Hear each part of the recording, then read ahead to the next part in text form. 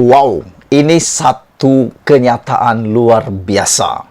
Luqman Adam bodoh, tak habis-habis menabur fitnah. Najib kena pasrah, muhasabah diri dan insaf. Wow, ini apabila aku melihat saja laporan dan tulisan ini, aku terkejut. Beraninya orang ini kata Luqman Adam bodoh. Aku pun tak berani nak kata Luqman Adam tu bodoh. Dia pula berani kata Luqman Adam bodoh, tak habis-habis menabur fitnah, Najib kena pasrah, muhasabah diri dan insaf. Wah, kalau nak tahu apa cerita sebenarnya, ikuti terus pendedahan dan ulasan ini dari awal sampai habis. Tapi sebelum itu, jangan lupa kamu tinggalkan komen Anda tentang tajuk isu pilihan pada malam ini. Luqman Adam bodoh, tak habis-habis menabur fitnah, Najib kena pasrah, muhasabah diri dan insaf. Aku petik ini daripada The Third Force, No Nonsense Just Politik. Dan siapa sebenarnya yang berani sangat gelar Luqman Adam ini bodoh? Nak tahu siapa? Ini dia, Khairuddin Abu Hassan. Budak bodoh Luqman Adam tak habis-habis menabur fitnah. Kononnya, Perdana Menteri datang berjumpa dengan Tun Dr. Mahathir Mohamad untuk memenjarakan Najib Tun Razak. Sekiranya Najib Tun Razak masuk penjara, kemungkinan besar ramai yang takut punca pendapatan haram mereka akan terputus.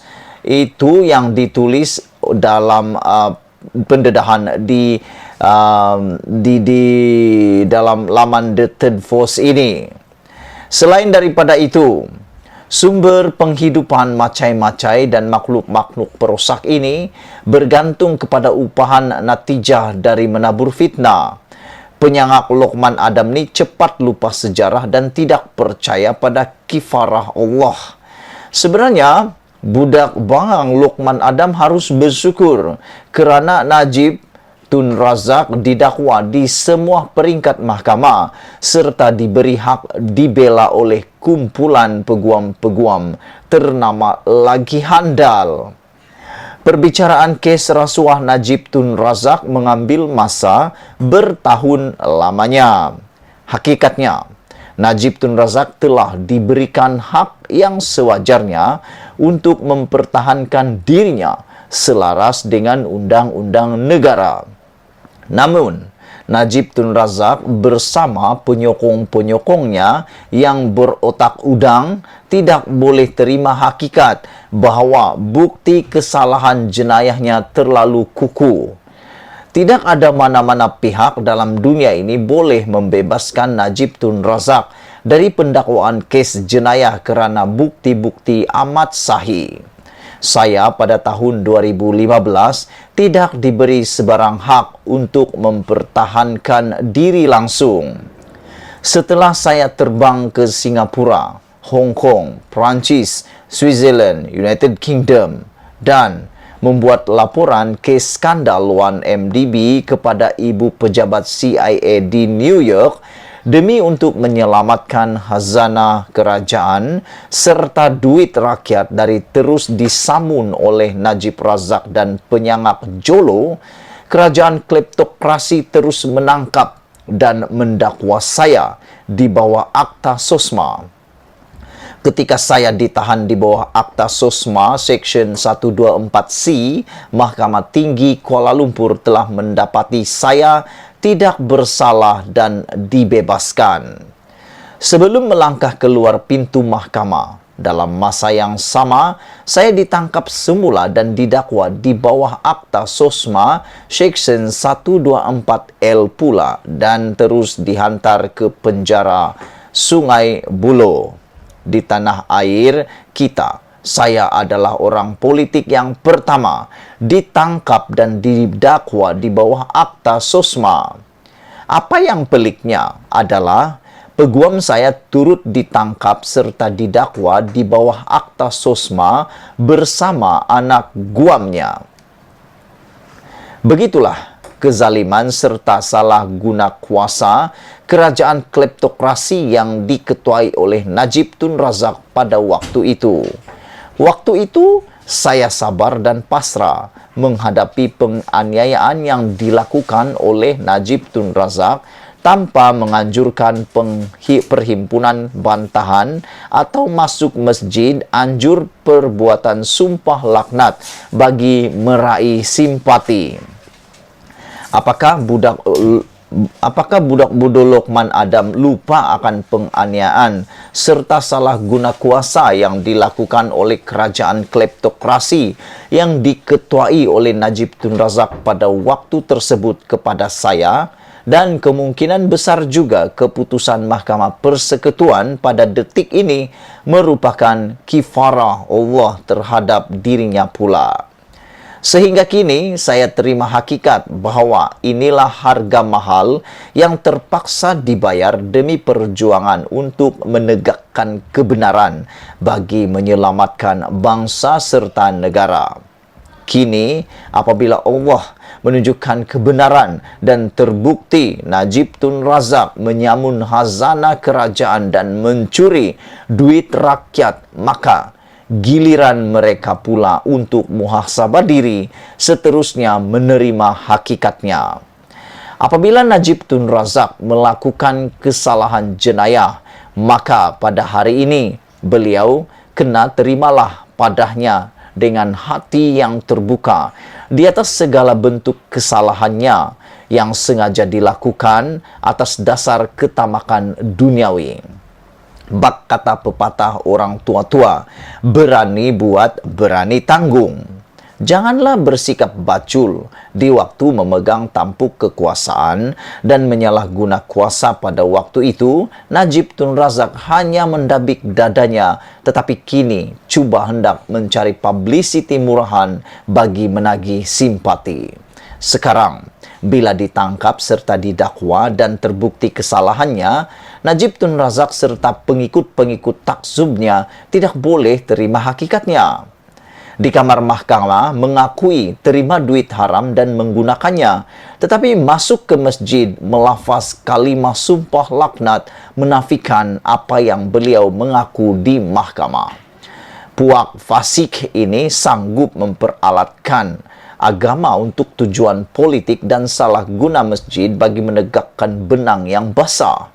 Hakikatnya, golongan agamawan tidak boleh membiarkan insiden-insiden seperti ini berulang kerana amat mencemarkan kesucian agama Islam itu sendiri. Situasi ini juga amat memalukan keseluruhan umat Islam serta mencemarkan agama Islam di negara kita. Jangan sekali biarkan orang politik memperalatkan agama untuk agenda kepentingan politik pribadi mereka. Golongan bangsawan atau golongan agamawan juga mesti tegas berpegang kepada ajaran agama Islam yang tulen berteraskan Al-Quran serta As-Sunnah. Jangan takut pada sesama manusia, kerana kita hanya perlu takut pada hukum-hukum Allah. Apapun sebagai hamba Allah, saya amat simpati dengan nasib yang sedang menimpa Najib Tun Razak. Tetapi dalam masa yang sama, beliau kena pasrah serta mengakui segala bentuk kesilapannya dan laluilah proses undang-undang negara yang amat adil serta seksama ini secara tenang. Seperti mana yang saya nyatakan dahulu. Saya difitnah kononnya cuba sabotaj sistem perbankan dan ekonomi negara ketika membuat laporan di luar negara mengenai kehilangan berbilion ringgit dana syarikat 1MDB. Namun, saya amat tenang menghadapi hukuman, dimasukkan ke lokap selama 2 minggu, seterusnya dipenjarakan selama 2 bulan. Janganlah bila orang lain dihukum, kita berkata semuanya adil. Tetapi bila jatuh ke batang hidung sendiri, kita mentohmah itu sebagai tidak adil. Tiada siapa di muka alam ini yang menganiayai Najib Tun Razak, kecuali beliau yang menganiayai dirinya sendiri. Sesungguhnya, saya berdoa, Najib Tun Razak tenang menghadapi hukumannya di peringkat duniawi, belum lagi pun perbicaraan di padang mahsyar kelak. Sebagai orang Islam, kita jangan bersikap menyorak gembira dengan proses hukuman yang sedang menimpa Najib Tun Razak. Tetapi sama-samalah kita berdoa agar beliau insaf, seterusnya mengakui segala pengkhianatannya terhadap bangsa dan negara. Pengkhianatan Najib Tun Razak kepada bangsa, negara dan agama tidak boleh dimaafkan sama sekali. Pada hari ini, saya bersyukur kehadirat Allah kerana telah menunjukkan kebenaran di atas segala kemungkaran Najib, dan semoga Najib benar-benar insaf di atas segala kesalahan besarnya. Keseluruhan rakyat Malaysia juga ingin mendapatkan keadilan agar semua pihak yang bersekongkol dengan Najib pada waktu itu harus menerima hukuman yang setimpalnya. Contohnya, mantan Peguam Negara Tan Sri Apandi Ali menyatakan tiada kes jenayah terhadap Najib Tun Razak ketika itu.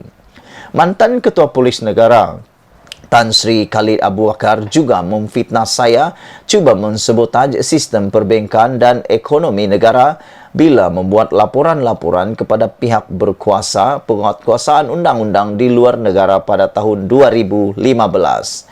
Ketua Pesuruh Jaya SPRM masa kini Tan Sri Azam Baki mengesahkan kononnya dana RM 2.6 bilion didermakan oleh Keradat Diraja Arab Saudi. Manakala mantan Gubernur Bank Negara Tan Sri Zeti Ungku Aziz hanya membisu bila berpucuk-pucuk surat yang saya maklumkan untuk penelitian tindakan Bank Negara dalam kes skandal 1MDB. Para pengkhianat ini semua juga harus dihukum setimpal dengan kesalahan-kesalahan mereka kerana kelangan ini adalah petualang kepada bangsa dan negara. Akhir kalam, saya bersyukur kehadirat Allah kerana pada hari ini telah menunjukkan kebenaran di atas perjuangan kami untuk menegakkan kebenaran serta menyelamatkan tanah air yang disayangi ini. Sesungguhnya, Tun Dr. Mahathir Mohamad tidak pernah menipu dalam mana-mana perjuangan untuk menegakkan kebenaran demi menyelamatkan bangsa serta negara. Secara jujur dan ikhlas, saya dedikasikan kejayaan perjuangan secara kecil-kecilan ini buat Tun Dr. Mahathir Mohamad, seorang tokoh negarawan yang boleh diibaratkan seperti sebatang lilin yang senantiasa membakar diri untuk menerangi penghidupan orang lain. Hanya Allah saja yang boleh membalas budi, kejujuran, keikhlasan serta segala pengorbanan Tun Mahathir untuk melihat bangsa, negara maupun agama terus gemilang. Catatan ini ditulis oleh siapa lagi kalau bukan Khairuddin Abu Hasan. Sekian, jangan lupa tinggalkan komen Anda, tekan butang subscribe untuk isu pada kali ini paling hangat. Hampir aku tak berani menyebut tajuknya. Lokman Adam Bodoh tak habis-habis berfitnah, Najib kena pasrah, muhasabah diri dan insaf. Sekian dulu Malaysia kita punya, kita jaga sama-sama, cintai Malaysia. Kita jumpa lagi, bye-bye.